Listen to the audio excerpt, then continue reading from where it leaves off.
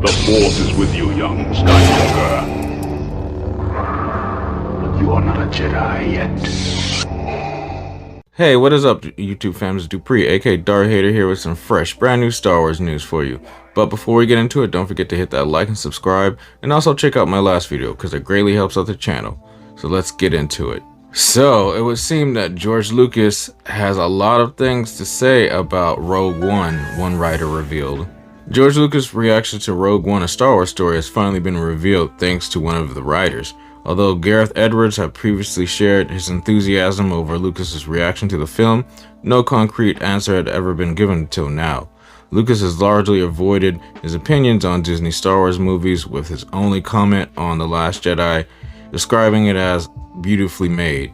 However, Lucas has shared his general disappointment with some of Disney's creative choices, such as their decision to discard his treatments for the sequel trilogy. Speaking with Pete Hammond on the Deadline video series Behind the Lens, Tony Gilroy recalled his conversation with Lucas after Star Wars creator had seen Rogue One. He went on to say, "George Lucas called me after Rogue One and had a 45-minute conversation with him after he saw Rogue, and that's the only time I've ever spoken to him. He loved it, he really did.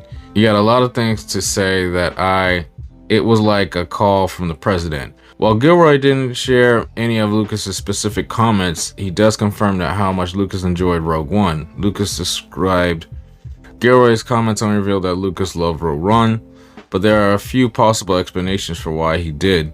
Rogue One was unlike any of the other Star Wars movies in terms of tone and style, and Lucas always approved of creative and inventiveness. Lucas's biggest problem with Star Wars: The Force Awakens was that it felt like a retro movie and didn't bring anything new to the table, whereas Lucas always tried to make each Star Wars movie feel unique. Rogue One certainly had its share of familiar Star Wars elements, but these were balanced by the film's grittier tone and new ideas. Lucas may also have seen Rogue One as honoring his own Star Wars movies. Disney's approach to the sequel trilogy was very different from what Lucas had in mind, but Rogue One expands the timeline between Star Wars Episode 3, Revenge of the Sith, and A New Hope. Lucas always experimented with new filmmaking technology, and Rogue One created Tarkin's face with CGI.